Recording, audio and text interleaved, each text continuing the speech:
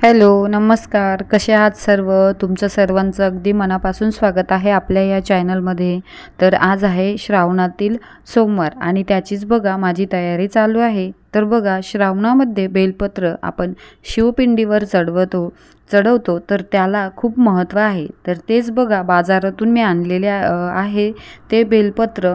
तर त्याच्यामध्ये भरपूर असे बेलपत्र खराब निघतात, काही तुटलेले असतात, काही फाटलेले असतात.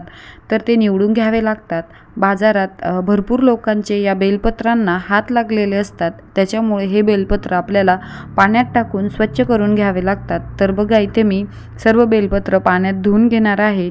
तर बघा, असे पूर्ण बेलपत्र मी निवडून घेतले आहे आणि ते बेलपत्र मी चाळणीमध्ये पाणी निथळायसाठी ठेवलेले आहे. तर आता बघा, शिवपिंडीवर तीन तीन तीन पानं असलेलेच बेलपत्र आपण अर्पण करतो. त्याच्यामुळे आपल्याला बेलपत्र धुतानाच तीन बेलपत्रांचेच पान आपल्याला घ्यायचं आहे. दोन बेलपत्रांचं पान किंवा तुटलेले फाटलेले पानं आपल्याला शिवपिंडीवर अर्पण करायचे नसतात. त्याच्यामुळे ते मी इथे सर्व व्यवस्थित असे निवडून घेणार आहेत.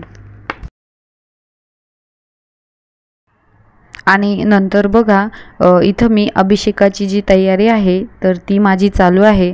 तर बघा, गंगाजल, दूध, पंचामृत, साधं पाणी, चंदनाचं पाणी, तर अशा ज्या सगळ्या गोष्टी असतात अभिषेकासाठीच्या, तर त्या मी सर्व गोळा करून घेतल्या. कारण बघा, पूजेला बसल्याच्या नंतर वारंवार उठावं लागतं. तर त्यामुळे जितक्या जितक्या गोष्टी लक्षात राहतात तर त्या सर्व गोष्टींचा मी आधीच तयारी करून घेतलेली आहे.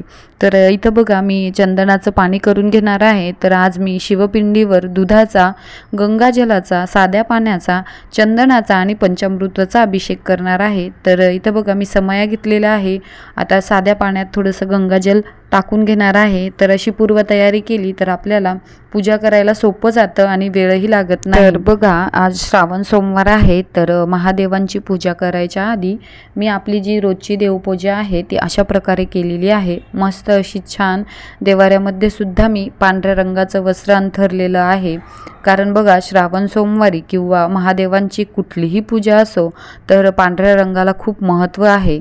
तर बघा, सर्व पूजेची तयारी मी केलेली आहे आणि आता मी शिवपिंडीचा अभिषेक करणार आहे. तर बघा, अशा प्रकारे मी एकाच ठिकाणी ठेवून घेतलेले आहे, म्हणजे आपल्याला पूजा करायला सोपं जातं. तर ही पूजा मी माझ्या देवघराच्या अगदी बाजूलाच करणार आहे. तर चला, महादेवांच्या पूजेला सुरुवात करूया. तर बघा, तर आता सर्वात आधी मी जिथे पूजा मांडायची आहे ती जागा स्वच्छ कपड्याने पुसून घेतलेली आहे आणि थोडंसं गोमूत्रही शिंपडून घेतलेलं आहे. तर आता सर्वात आधी आपण चौरंग मांडायच्या आधी आपल्याला चौरंगाखाली स्वस्तिक काढून घ्यायचे आहे. तर इथे असा माझ्याकडे रांगोळीचा साचा आहे, तर मी त्याच्याने स्वस्तिक काढून घेते.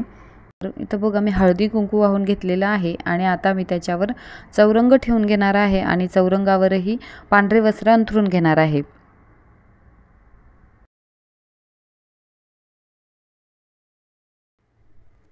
तर बघा, चौरंगाच्या बाजूला माझ्याकडे अशा 2 समया आहेत. ती मी त्या समयाही ठेवून घेतलेल्या आहे. समयांच्या खाली आपल्याला आसन द्यायचं आहे. तर बघा, मी असे वस्त्र टाकून घेतलेलं आहे, त्याच्यावर तांदूळ ठेवलेले आहे आणि त्याच्यानंतर समया ठेवून घेतलेल्या आहे. तर बघा, कुठलीही पूजेची सुरुवात करताना आपल्याला पहिले अग्निदेवतेची पूजन करायचे असते. तर बघा, आणि पूजा करताना कधी पण आपल्याला समई पेटवून घ्यायची आहे आणि मगच अग्निदेवतेची पूजा करायची आहे आणि नंतर आपल्या कुठल्याही पूजेला सुरुवात करायची आहे. तर बघा, इथे मी समयांना हळदी कुंकू वाहून घेतलेलं आहे, फुलं वाहून घेतलेली आहे. तर अशा प्रकारे तुम्ही पण कुठलीही पूजा सुरुवात करण्याच्या आधी दीप प्रज्वलित करून दिव्यांची पूजा करून घ्यायची आहे. आता त्याच्यानंतर मी इथे माझ्याकडे एक अभिषेक पात्र आहे, त्यात गणपती बाप्पांना अभिषेक घालून घेणार आहे. तर कुठल्याही पूजेत सर्वात पहिला मान असतो तो म्हणजे आपल्या गणपती बाप्पांचा. तर मी इथे आधी गणपती बाप्पांना पाण्याने अभिषेक घालून घेणार आहे, त्याच्यानंतर पंचामृताने अभिषेक घालून घेणार आहे आणि त्याच्यानंतर परत पाण्याने अभिषेक घालून गणपती बाप्पांची चौरंगावर स्थापना करून घेणार आहे.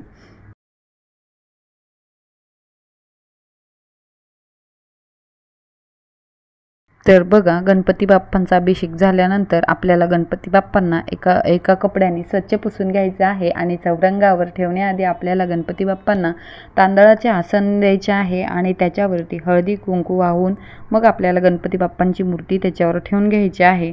गणपती बाप्पांना स्थापन केल्याच्या नंतर गणपती बाप्पांना हळदी कुंकू चंदन आणि अक्षदा फुलं अर्पण करून घ्यायची आहे।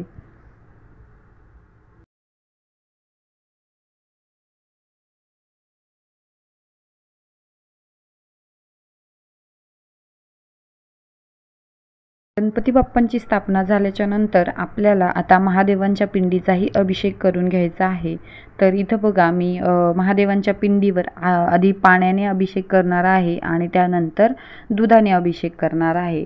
तर हे जे दूध आपण महादेवांच्या पूजेत वापरतो हे कच्चंच दूध घ्यायचं आहे। गरम केलेलं दुधाने महादेवांना अभिषेक करायचा नाही, कच्च्या दुधाचाच वापर महादेवांच्या पूजेत केला जातो। तर बघा, अशा प्रकारे मी कच्च्या दुधाने महादेवांच्या पिंडीवर अभिषेक करून घेतलेला आहे आणि आता त्याच्यानंतर मी चंदनाने अभिषेक करून घेणार आहे। तर चंदन हे महादेवांना खूप प्रिय आहे, त्याच्यामुळे महादेवांच्या पूजेमध्ये चंदनाचा वापर अवश्य करा।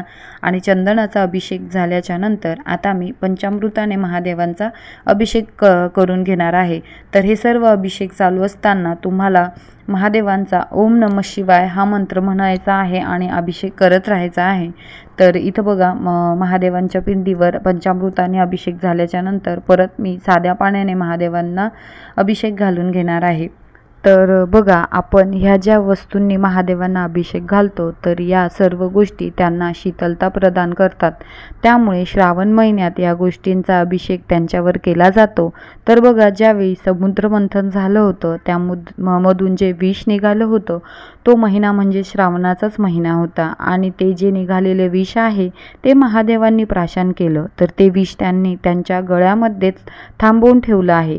त्या विषापासून त्यांच्या गळ्याला, त्यांच्या कंठाला शीतलता मिळावी म्हणून हे सर्व द्रव्यांचा अभिषेक श्रावण महिन्यात महादेवांना घातला जातो। तर बघा, सगळा अभिषेक करून झाल्यावर पूजेची जी मांडणी आहे तर ती करायच्या आधी मी एक बेलपत्र घेतलेलं आहे। त्या बेलपत्राला चंदनाचा टिळा लावून घेतलेला आहे आणि त्याच्यावरती पिंड ठेवून घेणार आहे।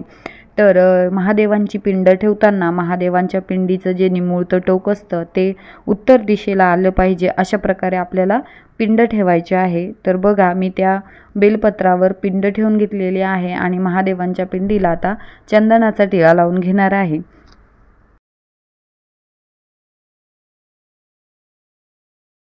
तर बघा, महादेवांच्या पिंडीला चंदनाचा टिळक लावून घेतल्याच्या नंतर आता मी बेलपत्रांचा अभिषेक करून घेणार आहे।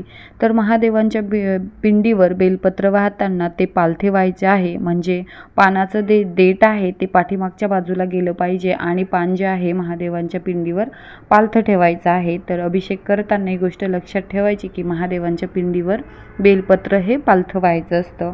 तर हे बेलपत्र एक बेलपत्र वाहताना आपल्याला महादेवांच्या अष्टोत्तर नामावलीचा जप करायचा आहे, म्हणजे प्रत्येक बेलपत्र वाहताना आपल्याला महादेवांच्या 108 नावांचा जप करायचा आहे आणि एक बेलपत्र आपल्याला महादेवांच्या पिंडीवर व्हायचं आहे।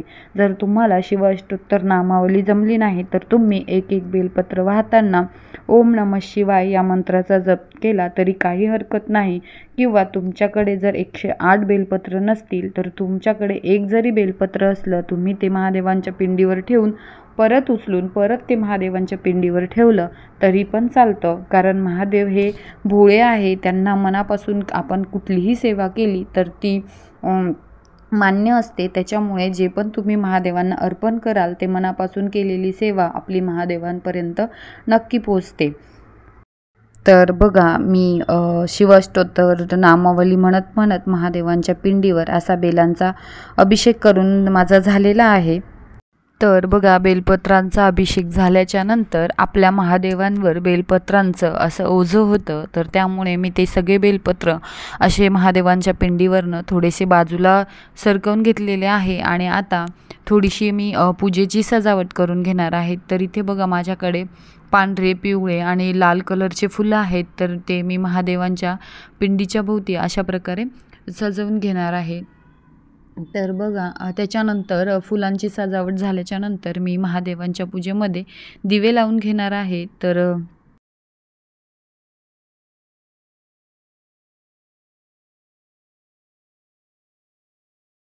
तर इथं बघा महादेवांना रुद्राक्ष हे खूप प्रिय आहे. तर माझ्याकडे रुद्राक्षाची माळ आहे, तीही मी महादेवांच्या पिंडीच्या बाजूला ठेवून घेतलेली आहे आणि त्याच्यानंतर मी असे दिवे लावून घेणार आहे. तर बघा पूजेमध्ये तुम्ही जेवढे दिवे लावाल ना तेवढी आपली पूजा छान आणि प्रसन्न वाटते.